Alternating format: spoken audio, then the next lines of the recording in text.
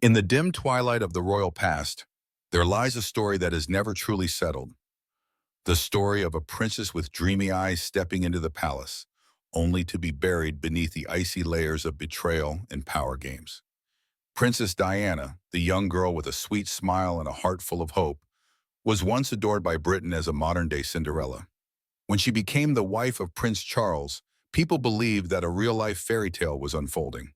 But behind the media smiles, behind the lavish gowns and the balcony waves, lay a silent and bitter tragedy, where a third person named Camilla Parker Bowles had always lingered like an unshakable shadow.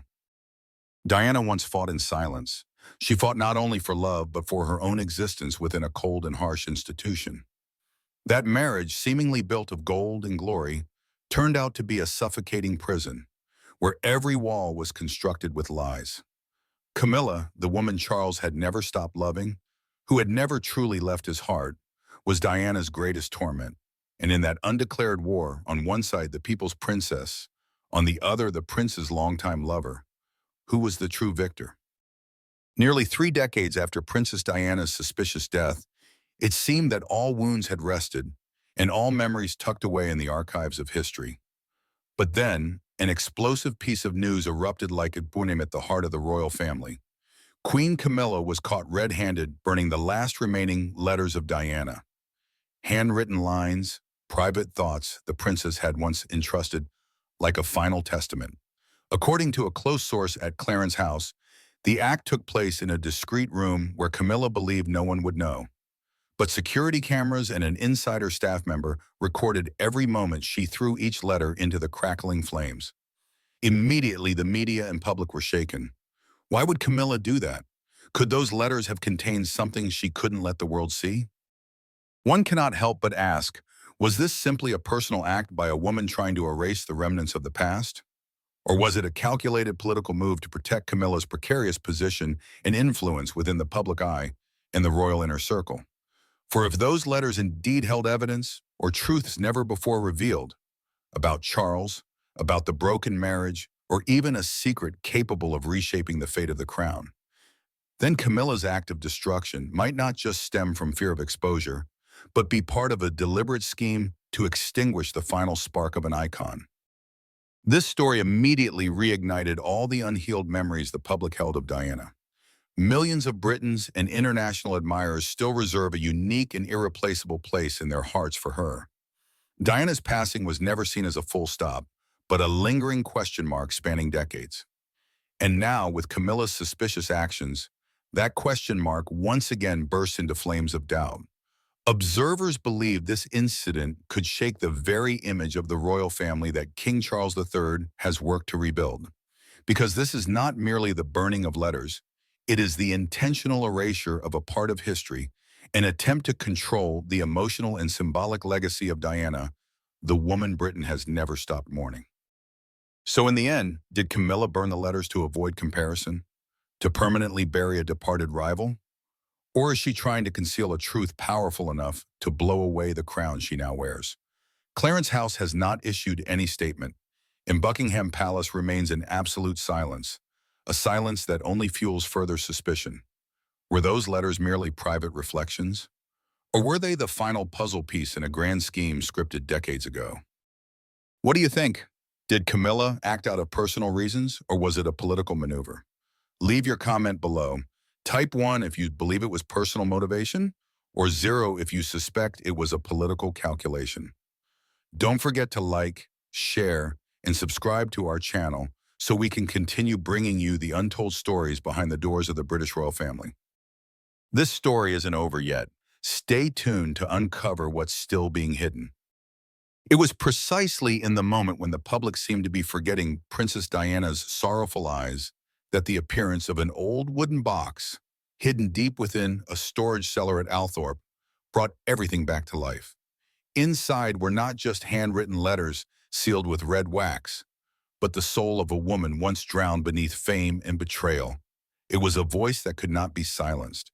These were the handwritten words of Diana, Princess of Wales, penned intermittently from the early 1990s to 1997, as if she knew that one day the truth would be needed. These letters were not ornate, not dazzling, But every line bled. Diana did not write for the public, nor did she write to wage war. She wrote as a mother desperately trying to protect her two young sons from the royal storm. She wrote as a woman who had once loved deeply, only to be stabbed in the back by her husband, and the woman who had once been called a friend. Charles and Camilla not only betrayed love, but stole her last ounce of faith in marriage and family, and in what was supposed to be royal honor. In a letter dated November 3rd, 1992, Diana trembled as she wrote, "They call me paranoid, but every night my sleep is broken by their laughter outside my door. I don't know who I can trust. This palace is colder than any winter I've ever known." The words are short, but the pain is endless. She spoke of fears of isolation, of being stripped of custody, of being smeared as mentally unstable. Throughout all her years living in Kensington Palace, the only thing that kept her from collapsing was her two boys, William and Harry. And then, in another letter without a date, but believed to have been written around 1990, the time of the explosive BBC interview, Diana mentioned Camilla not with hatred, but with bitter sorrow. "Camilla knew everything. She knew I was pregnant with William when they met at Ludlow. She knew Charles promised there would be no more contact. But still she came, still sent letters, still called, as if I were the intruder." Those lines showed that Diana was never blind. She saw it all, understood it all, yet she chose silence, because she didn't want her children to grow up in hatred. Some other letters revealed something even more unsettling. Direct warnings about Camilla's interference in her children's upbringing. Diana wrote, "I do not accept Camilla attending my children's lunches, smiling as though she's a substitute mother. She is not their mother, and she never will be." This wasn't just a warning to Camilla. It was the final resistance of a mother being pushed beyond the borders of her own family. But perhaps what makes these letters so haunting is not their accusations, but the calm sorrow embedded in every stroke of the pen. Diana did not write with resentment. She did not curse Charles or Camilla. She simply wrote to affirm that she had existed, that she had loved, had forgiven, had endured, and was fading away day by day like a shadow. In one final letter, believed to be written in July 99, just weeks before the fateful accident in Paris, Diana quietly recorded, "If anything happens to me, remember that I said it first. I feel myself being slowly erased. But I leave these lines not for pity, but so people know who I was." Those words now echo like a prophecy. If these letters are made public, could they change how people view Camilla, the woman who went from the other woman to queen? Could anyone still call Camilla the fated love of Charles after reading the tear-soaked lines of Diana? And would people still admire Camilla's resilience, knowing that all the while, Diana had to grit her teeth in silence just to spare her children the pain? Because behind those letters lies not just a fragment of memory, but a fragment of history. A history that was never written in truth, but redrawn by the hands of power and the media. Diana knew this. She once wrote, "One day they'll tell my story without me in it, but I write this so that when they forget, the truth still remains." Rumor has it that alongside these letters, Diana also left behind never-before-released audio recordings, tapes speaking of her true feelings, her fears for her own safety, even a list of those within the palace she didn't trust. If those tapes ever come to light, the letters will no longer just be personal reflections. They'll become living evidence of a silent battle between truth and power, between a woman pushed to the margins and an empire trying to conceal its stain. And though Diana chose not to publish the letters while she was alive, perhaps to preserve Charles's dignity, to protect William and Harry's childhood, it is that very decision that gives her words more nobility than any public speech ever could, because she did not use them as weapons. She used them as a final shield to protect her fragile self. A quiet yet defiant way to say, "I am not a victim, I am a witness, and I am still here through these pages."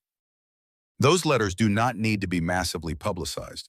Just a small portion revealed would be enough to change the entire picture that once seemed complete about Diana, Camilla, and Charles. And enough for us, the outsiders, to once again ask, does justice exist in the royal family? Or is it merely a pretty name for a game where the loser is always the one without a voice? Because Diana did speak out, albeit belatedly, albeit only through ink and paper. But that voice cannot be silenced.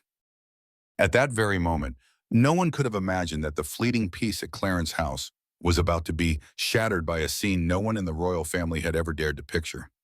One night in mid-month, the wind rustled through the thick glass windows, whispering like echoes of old secrets never told. And in the small west room of the residence, usually used only for reading or private meetings, the fire in the hearth suddenly blazed fiercer than usual. The acrid smell of smoke, unlike that of normal dry wood, crept through each marble hallway. A smell of something, synthetic, half-burnt, harsh and suffocating. It was there that a young royal assistant, recently transferred from Sandringham just a few months prior, accidentally witnessed something no one could have anticipated. While walking down the hallway to deliver the daily report, he paused due to the smoke and an inexplicable sense of unease. The door to the room was slightly ajar, and then, in just a split second, his eyes caught a shocking sight. Queen Camilla, in a dark velvet robe, kneeling by the fireplace, her hands trembling as she threw in shredded pieces of paper. One of those pieces, just before the flames consumed it, revealed soft, distinctive handwriting, Diana's handwriting.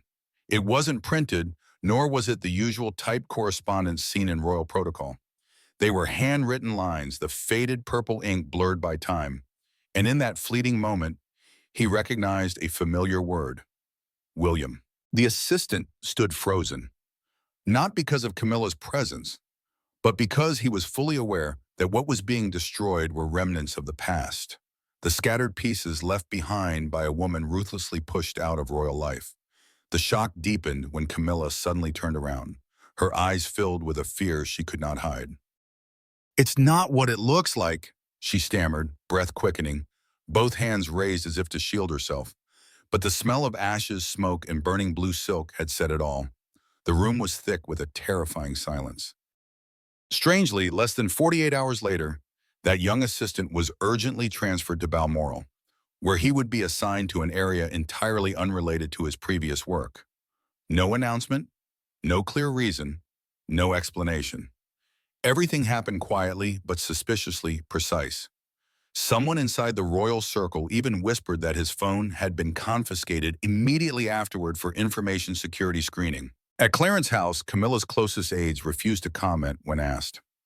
However, a longtime gardener, well acquainted with the scents of flowers on the estate, also confirmed that on that night, the smoke smelled of burning silk and old inked paper, a scent unmistakable.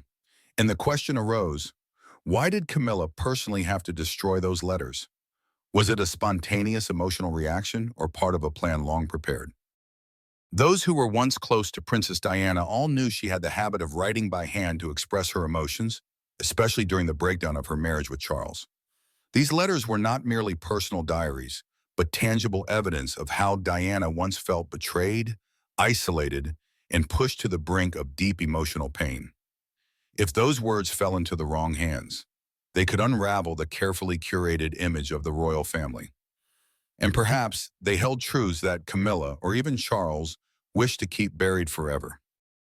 The question that chills many to the bone is, was Camilla acting out of personal fear, or was someone higher up giving the orders? Some believe she is haunted by the past, by Diana's invisible presence lurking in every decision, every step she takes. Every time Camilla enters a room, she knows the public's eyes are still fixed on the ghost of the princess, the woman whom Britain has never forgotten. Thus, destroying Diana's letters wasn't merely about burning paper. It was a desperate effort to erase the past, to halt every retelling, every memory that could threaten her current position in the palace. But that very act revealed a more terrifying truth. Perhaps the past was never forgiven and never truly ended. Is this the first time Camilla has done such a thing? Or are those letters just the tip of an iceberg, a network of evidence, words, mementos, and secrets proving that the story between her, Charles, and Diana is still riddled with unresolved mysteries? The final question, also the most painful one, if Diana were still alive, would she have forgiven Camilla? Or would she quietly watch the woman who was once the other woman destroy every memory, every trace she left behind in this world? It was not merely an offense against memory, but a silent declaration of war against the truth and against the conscience. And it all began on a windless night in a room where the fire smoldered quietly and with an assistant who accidentally witnessed what no one was ever meant to see. Just like a hairline crack that finally splits wide open, Camilla's cruel act of secretly burning the last handwritten letter left by Princess Diana could no longer remain in the shadows. As soon as the truth began to leak, the royal family suddenly plunged into a state of unprecedented chaos. The cold corridors of Buckingham Palace echoed with whispered gossip, suspicious glances cast at one another, and, most notably, the chilling, calculated silence of King Charles III. And from that moment on, the crisis spread, not only within the royal family, but also igniting the fragile ties that connected them to the Spencer family. Immediately after the media reported that Diana's letter had been destroyed in a mysterious fire, King Charles canceled all public appearances scheduled for the week, citing health issues and private commitments. But that move only poured more fuel on the fire. The public isn't foolish, the press isn't deaf, and the Spencer family, above all, knew exactly what was being concealed behind that curtain of silence. No apology, no explanation. No one from the royal family stepped forward to reassure the public or clarify the suspicions. It was precisely that coldness and secrecy that caused the public backlash to intensify. People asked, why Diana's letter? Why burn it instead of preserving it? And who gave the order? Charles Spencer, the elder brother who once stood beside his sister's coffin in 1997 and delivered a eulogy that moved the world to tears, has now risen once more, this time to demand justice for Diana's memory. He could not hide his anger. In a statement released shortly after the incident came to light, he emphasized that the deliberate destruction of the letter is an act of betrayal against my sister's memory and legacy. He called for an independent investigation, not overseen by the royal family, to determine who made that decision, for what purpose, and why the Spencer family was never informed. At Althorp, Princess Diana's final resting place, the Spencer family launched a full inventory of all documents, memorabilia, and remaining letters. They feared that it wasn't just one letter that had been destroyed. They began to suspect this might be part of a deliberate scheme to erase everything that remained of Diana's soul, things that could expose the darkest sides of Camilla or even King Charles. But perhaps most shocking of all was the reaction from Diana's two sons, Prince William and Prince Harry. Neither had been informed in advance about the destruction of their mother's letter. It was only when the media began reporting that they learned one of their most sacred memories had been erased, without consent, without permission. William, often seen as the reserved heir to the throne, remained eerily silent this time. Those close to him described him as a man holding both rage and pain in his chest, saying nothing, but with eyes as cold as steel. He didn't want to further fuel the widening rift between him and his father, but that silence carried with it a deep, profound disappointment.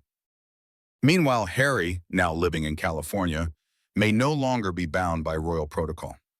Sources close to him said he was devastated and unimaginably angry. He saw it as an unforgivable betrayal.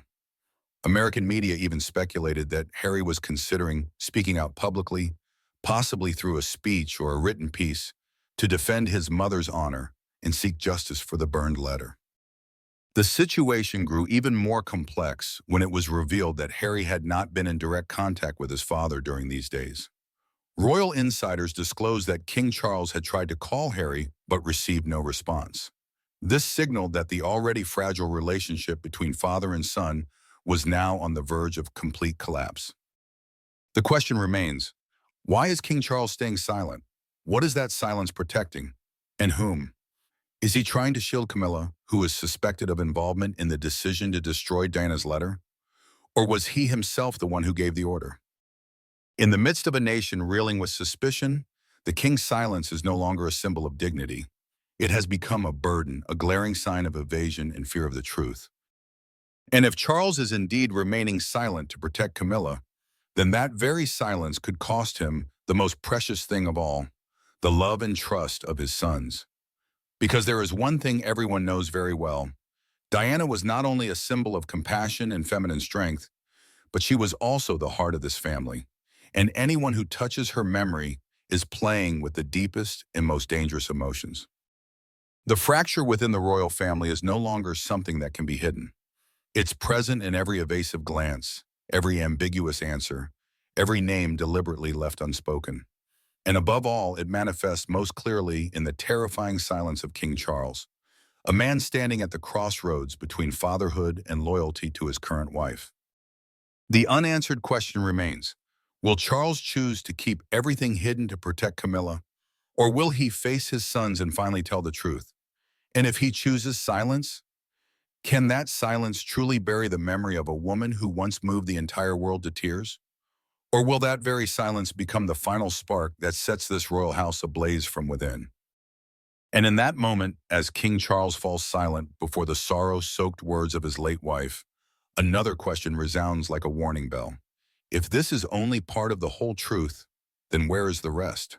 Could there be other letters that have never been made public, never read by anyone in the royal family, except Diana herself and a few she trusted absolutely? During the final years of her life, Princess Diana was said to have become extremely cautious with what she documented. Her handwritten letters, especially those written just before her fateful trip to Paris, were not only confessions but veiled warnings. According to several close friends, Diana once mentioned that she had made copies of important letters and sent them to different locations in case something happened. Among those places, one name came up repeatedly: Switzerland, a peaceful land long known as a secure haven for the wealthy and powerful to store personal assets and secrets. Could those copies still exist? And if so, who holds them now? At the center of the speculation is a figure nearly forgotten: Edith Travers. As the royal archivist for nearly 3 decades, Travers wasn't just a keeper of records. She was a silent witness to countless secrets never revealed. She was the one in charge of maintaining Diana's personal correspondence archive at Kensington Palace. Strangely, just weeks before the Paris crash, Edith Travers suddenly submitted her resignation without giving any specific reason. In a rare, brief interview afterward, she uttered only one chilling sentence: "Diana's truth is in danger, and some things, if forgotten, will bring unimaginable consequences to an entire monarchy." Many royal experts believe Edith Travers was not merely a caretaker, but Diana's final gatekeeper. Some sources claim that Travers was the one who helped send copies of Diana's letters out of the UK, including at least one marked top secret, sent to an anonymous address in Geneva, a city known as a safe bank for high-level figures. In that letter, Diana not only expressed fear of a staged accident, but also mentioned the relationship between King Charles, Camilla, and a shadowy political power group manipulating the royal family's public image.